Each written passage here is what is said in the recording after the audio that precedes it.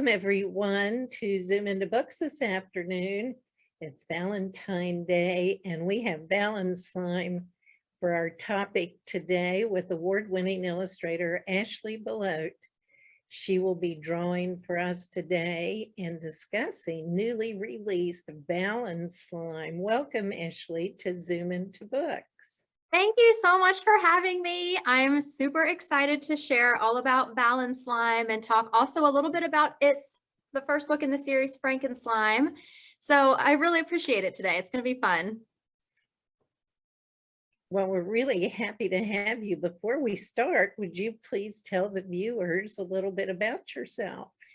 Sure. Well, my name is Ashley Belote, like she said, and I am originally from Terra Alta, West Virginia. And I have a degree from Alderson Broaddus College in Philippi, West Virginia. And I went on to a lot of grad school, some of which included a children's literature and illustration course at the Carle Museum of Picture Book Art through Simmons College. And that's where I really decided that picture books is kind of the career path that I wanted to follow. So after that, I continued to pursue that dream and goal and kind of dabbled in 2D animation. I enrolled in the Don Bluth University 2D animation program and learned a ton there that I was able to apply to my illustration work. And I joined the Society of Children's Book Writers and Illustrators, which is a fantastic organization for anyone looking to get involved in the kidlit world. And from there, I ended up getting my first big book deal for FRANKENSLIME to illustrate it. And so my career has thankfully kind of taken off from there, and it has been a whirlwind of fun. Every day is different, and I'm really enjoying it and getting to do what I love. I feel very blessed. Well, I know you've been very busy doing book signings the last couple weeks. Valenslime has been out for a while, but it's not the first book about slime you've illustrated, is it? No, it is not. So FRANKENSLIME is the first book in the slime series here. So just to give you a little bit of background, if you're not familiar with this title, FRANKENSLIME tells the story of Victoria Franken, who is a slime scientist, and her sidekick dog there named Igor. And the two of them are slime scientists, but they get a little bit bored with making regular slime. So one night, they sneak up to the attic lab and they make an experimental slime that gets struck by lightning and comes to life. And of course, they're afraid of the slime monster at first, but then they just realize all he wants to do is be a scientist too. So they decide to join forces and they become a trio of slime scientists. So in the sequel, Valenslime, the three are back. So this one features Victoria Franken, our slime scientist again, along with Igor, of course, and now Goop, who is the slime monster that was created in FRANKENSLIME. And in this story, Victoria is making Valentines for her class, and she looks over and realizes that she is Goop's only friend, so he should have another slime friend to play with. So as you can imagine, she and Igor start to experiment, and once again, their experiment doesn't go quite as planned. So they create a slime that grows and grows bigger and bigger until it fills up the entire room all the way to the ceiling. And you'll have to see the end to find out what happens, but it's really great. So it's been a huge learning experience to work on a series. Illustrating a sequel was quite different from illustrating a one-off book because there were some advantages. The characters were already established. I already knew what they were going to look like. So that was something that was helpful, but there's a certain level that you have to live up to, because when you have a sequel, the second book has to be as good as the first book or even better.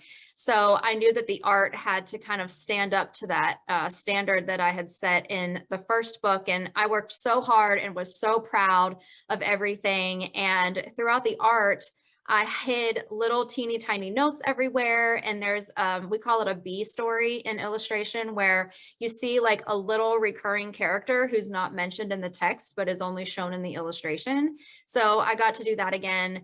But yeah, there's a certain standard that you just have to make sure you're living up to, because again, you want to put your best foot forward and you want to do your best, just like with everything else.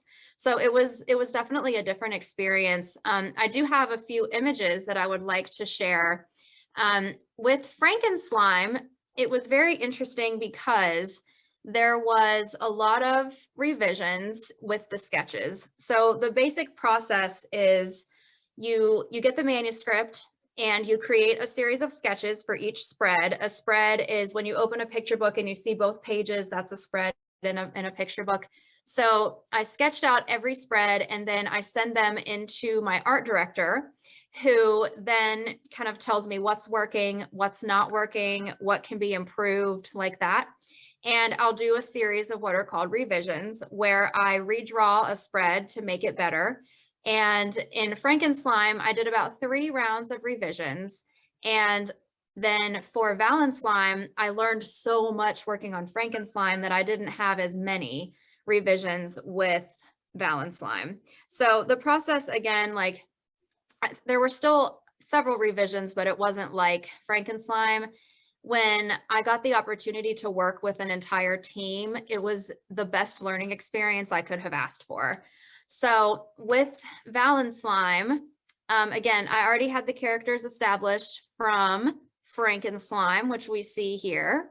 So the first thing that I had to figure out was how to make them similar, but still extremely different, because FRANKENSLIME, as you can imagine, kind of takes a Halloween style turn.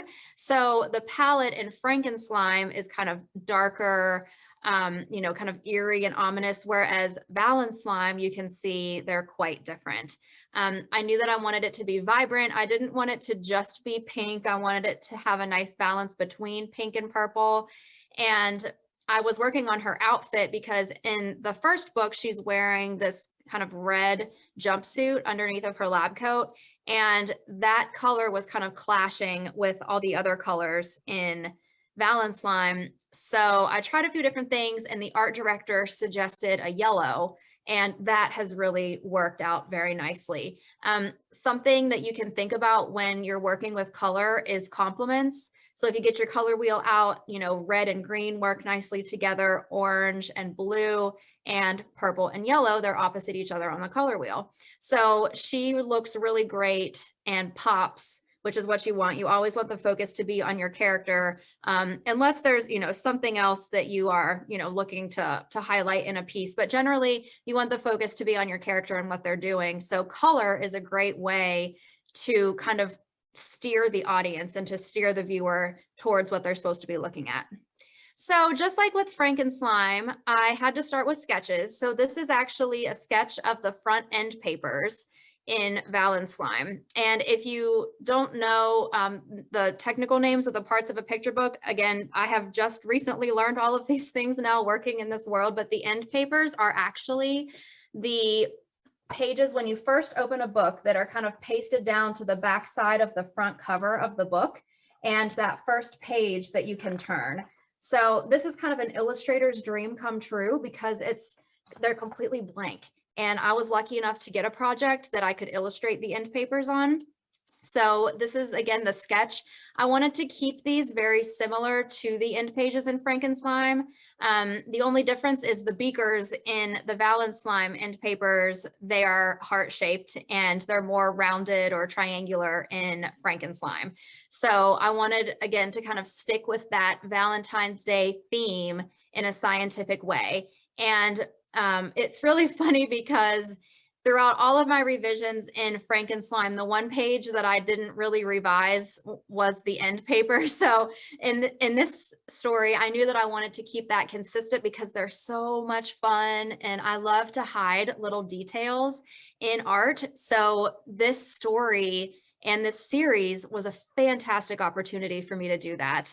Joy Keller, the author, writes in a fantastic way that lends itself extremely well to illustration, because she sets up the scene, but doesn't doesn't give too many details. So it really allows me to use my imagination. So it's, you know, kind of like handing off during a relay race. She kind of runs lap 1 and then hands me the baton, and then I kind of take it from there. So it's a great way to kind of blend the art with the words, because that's what a picture book is. It is a marriage between the two things, and the art has to do just as much work as the story. So here's a version of the color. So you can see that it's, you know, quite different from A to B. And again, I was going for those Valentine colors, something that was between in the pink and purple spectrum. And again, those characters are just popping off of there, because Goop, our little slime monster, is this great, you know, kind of greenish blue color. And then we have Victoria popping with her yellow. So throughout the story, she really does stand out. So this is one of my favorite spreads from the story. So at this point, the slime has grown a little bit bigger than the beaker. You can see the beaker way up here with this question mark label on it. And so I was faced with a challenge here that was extremely fun. I love a good art challenge. So in the story, the slime grows bigger and bigger and bigger until it takes up an entire room. Their entire attic lab is full of this slime. So my challenge was I had to illustrate a character who was existing in a space that was getting smaller and smaller. So they had less room to function. So it was a great problem to have. So I knew that I wanted the slime to get, just like the story says, bigger and bigger, but I wanted to do that visually. So in this is the first of the 3 spreads where the slime is just taking over. So I knew that I wanted the slime to take up pretty much half of the spread. So we have this one, and then the slime continues to grow and it gets bigger and bigger and bigger. So I knew that in this spread, I wanted the slime to be existing in more than half of the spread. So you can see that their space is getting smaller while the slime is getting bigger. And then the third sequence, the third image in the sequence of 3 is where I had some revisions to do. So this was my first attempt. And I knew that there's some stairs, because, you know, you generally have stairs leading up to an attic. So I knew that they would have to come down the stairs and then go through the door to go back into the house. So the idea was that the slime was growing so much that it was bowing the attic door out. And so I did 2 what are called spot illustrations, where you see the characters 2 or multiple times on one spread doing different things. So you can see that there's time passed between the 2. But they said that it was a little bit confusing, a little hard to understand. And again, this is where I learned so much. So I said, okay, so we're going to revise a little bit. So they're like, you know, try zooming in a little bit and seeing what happens. So I tried this, and this one, they said, like, it's still not quite working. Like, the slime doesn't look like it's taking over as much as it could. And I agreed. And so the third time's a charm. I ended up with this, and I just brought the color here to show you. So we have the slime kind of coming in from above. So you can tell that it's officially, you know, controlling the entire space, and we're now in the staircase, and we have nowhere else to go but outside the door. So, and they liked this one, but they said that it still needed to feel like the characters were more engaged with the slime than they were. So, and again, I agreed. I think that makes total sense. So I decided to flip it and have Igor kind of skating in on top of the slime in an attempt to freeze it to get rid of it. So it's, you know, it's a great lesson in, you know, try once, try again, you know, till it's perfect. So in this case, it took those 3 sketches, but we finally ended up with something that we're super proud of. So this is actually a sketch of the title page, and this kind of brings me to the end of my slideshow. But I do have some social media handles here where you can follow myself and Joy. Joy is at JoyKeller80 on Twitter, and I am at Ashley Belote with the number 1 on Twitter. And on Instagram, she's also JoyKeller80, and I am Ashley Belote Illustrations. So give me a follow. I always try to post process pictures and just other holiday themed art that I do. Even though I draw for a living, it's still what I do in my free time. People ask what my hobbies are, and it's like, well, I draw. I have very few talents and very few things that I'm actually interested in, and drawing is it. And I feel like if I have the opportunity to try to learn something that's going to make me better in my free time, then I'm going to do it because I want to be the best that I can be. So when you're passionate about something, you want to do it all the time. So now that I have shown you how I draw, it is your turn. So if you are out there listening, this is the point of the presentation where you should get a piece of paper and a pencil. You can get 2 pieces of paper if you want to. It's always nice to have a backup, but we are going to learn how to draw Goop from the story. So just as a refresher, before we get started, this is Goop. He is a slime monster. And like we were talking about earlier, I have been doing a ton of school visits, which is fantastic. If any of you listening are teachers or educators, if you're involved in homeschool programs, Girl Scouts, Boy Scouts, anything like that, I would love to come and be a guest at your organization or in your classroom. I love talking to kids about books. That is something that is near and dear to my heart. I loved it when we would have authors come to my class when I was in school. It was my favorite day, that and book fair day. I love book fair day, but it's a window into a new world. You know, you see people coming into a classroom who do these things for a living, and that gives kids the confidence that, oh, this is totally possible. They did this, I can do it too. And I think that a lot of times, especially with artists, that, you know, it's kind of it's a misconception that you can't make money as an artist and make a living for yourself, because art is everywhere. Cereal boxes that have pictures on them, somebody had to design that. Graphic design is a growing industry, game design. There are so many opportunities in art. So if I have the chance to talk to some kids about those opportunities, I am all in. So I do have a contact form on my website, and there's a special page for school visits. So if you would like me to come to your school, you can fill that out, or my email address is on my website everywhere as well. It's just ashley@ashleybelote.com. Send me an email and I'm happy to chat with you. I can do in-person and virtual visits. I've been doing a little bit of both here recently. But my favorite part of the visit is when we do a drawing, because the kids are so excited. So we've looked at the story, we've kind of learned the parts of a book, and now it's time for them to draw. So the first thing that I start out telling them is that everybody's drawing is going to look different. And that's what's so amazing about art. You know, your Goop character isn't going to look like mine. It's not going to look like your neighbor's. It's only going to look like yours, because nobody can draw like you can. So I think that's something that's really special about art, and it's why kids should be proud of every single thing that they draw. And, you know, I'm an artist and I don't love everything that I do, but I'm the only one who could do it that way. And they're the only ones who could do it that way. So I always tell them to be proud of every single thing you draw. And if you don't particularly like it, then that means that you just need to practice it some more until you are happy with it. So everybody has to start somewhere. So today we are going to start with a Goop character sketch here. So I'm going to actually share my iPad screen. I do all of my work on my iPad in a program called Procreate, and I love Procreate. It is fantastic. It takes kind of all the best things of Photoshop and puts them in one place, and it is very user-friendly, super fun, and you can learn a lot by trial and error, which is how we learn most things. So it's the undo button is a great perk of working digitally, let me tell you. The undo button is just an amazing tool. So, you know, if you make a line and you're like, oh, don't like that, you hit the undo button and look, it's gone.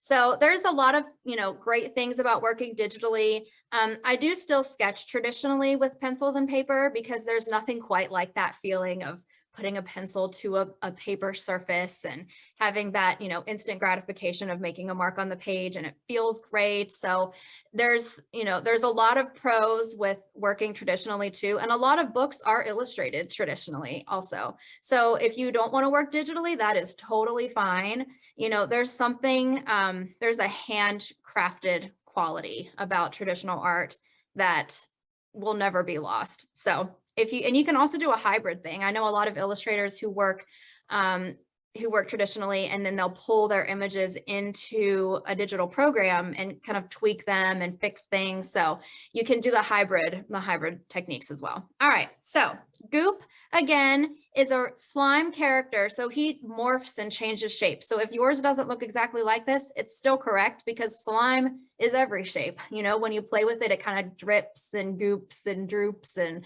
everything. So we're going to start with his head first. So if you're drawing with me, you want to hold your paper, what's called portrait orientation, which is up and down. Sometimes in school, they call it hot dog. So if you want to impress if you are some kids out there and you're listening and you want to impress somebody at school, tell them that you hold your paper portrait, not hot dog. So there's a cool tip for you. All right, so we're going to start towards the top of our page and leave plenty of room for Goop's body once we get to that point. All right, so we're going to start with his head, which is a big oval. And this is going to serve as his head and as his smile. So right now we just have an oval, but it's already starting to take shape. Something that you can keep in mind as you're drawing is everything in the world can be broken down into shapes. So if you're having trouble drawing something, just kind of sit there and analyze it and pick out the shapes and draw the shapes, and that can kind of help you if you're having some issues there. All right, now we're going to draw his body. We're going to come back up and start here kind of underneath of our oval, and we're going to come down and around. Again, he is a slime character. He's goopy and fun. And when I've done this in schools, I've had a lot of kids tell me what this shape looks like. And usually mushroom, I've heard a stretched piece of bread a lot of the time. So next we're going to draw some arms, and we're going to have Goop waving at us. So one arm is going to come here and then kind of drip down. Again, he's slimy, he's goopy, he's fun. Curved lines are so much fun to draw. And we're going to draw his other arm the same way. We're going to come up and down like this. And Goop has pancake feet. So we're going to draw some more ovals at the bottom here for his feet. So there's one foot on that side and the same thing on the other foot. Now, something I imagine that would happen to Goop is this was kind of like a slug quality. I feel like when he would be walking around, there would be, you know, little slime puddles kind of where he was. So I feel like we should draw Goop standing in a slime puddle here. So you can just draw a neat series of curves there to have a little puddle of slime that he's standing in. All right, now next we need a face. So we're going to start with his eyes. And his eyes are just some ovals. So there's 1 and 2. And we're going to draw the pupils next. And a great tip, if you are drawing this character or other characters after this, is when you draw a character's pupils, if you can leave a little white spot in there, that will really bring life to your character. It just is a little highlight in the eye, but it really does wonders. So I'll zoom in here and show you this. So a little circle with a little white left, and the same thing on the other side with a little spot of white left. All right, so now we have to add Goop's safety goggles, safety first. So they kind of contour around his eyes. And if you've ever worn safety goggles, like in school, for science class, there's like a band that hooks them around your head, kind of like wearing goggles when you're swimming too. So we have to draw a band around his head so that his goggles will stay on, because we do not want them to fall off while he is experimenting. No. So we have our goggles there, and we'll write his name up here. This is Goop. And the very last step, whenever you are drawing something, you should always sign your work. So you can sign your name at the bottom once you're finished. And there is Goop. So if I could see you all, I'm sure that I would be seeing a series of wonderful Goops out there. So congratulations to everybody who finished the Goop drawing. I'm very proud of you. I also have a video tutorial that I did back when FRANKENSLIME came out, where I show everybody how to draw Victoria and Igor. And you can see that on the Macmillan Instagram page. So you can scroll back and kind of see that on there. It's a great video. So that is Goop, and that is my presentation. Again, I really appreciate you all having me today. It's been so much fun to share this book on this holiday. Last year, we did the cover reveal on Valentine's Day, and this year, the book is actually here. So it's, like I said, it's super special, finally here, and I'm just so blessed to be able to share it with everybody now. That was wonderful, Ashley. And I don't know if you can see it, but I did try. You did a fabulous job. Oh, See, thank you. I love it. That's so much fun. And for those of you who are watching, this video will be available on the Facebook page. You can go back to see it. And in the coming weeks, it'll also be on the YouTube channel. Ashley, tell us what you have coming up. Oh, I'm glad you asked. I do have some more books coming out this year. The first is called Listen Up, Luella, and it is about an elephant who has problems listening and following directions, something that we can all identify with. So that is coming out on June 21st of 2022. I also have a follow-up to the Me Tree, and the Me Tree was my first author-illustrator early reader book. So there's a follow-up to that coming out later this October. And I've got a few different ideas. I think it's really important, regardless of if you're an artist or an author or not, if you have a good idea, you should always write it down. So I have a few ideas written down that I'd like to explore. Again, this is just the greatest job ever. And it's so fun to be able to be creative like this. So. That's wonderful. And Ashley, I hope you'll come back to join us on Zoom into Books when your other books come out. Absolutely. And if you all have questions for Ashley, you can continue to put them in the Facebook comments or go to her website, and you can contact her through her website at ashleybelote.com. And her books are available in bookstores everywhere and online. So thank you very much. And I hope you have a wonderful Valentine's Day. Thank you. Thank you all so much. Happy Valenslime Day. Thanks, everyone. Bye. Bye.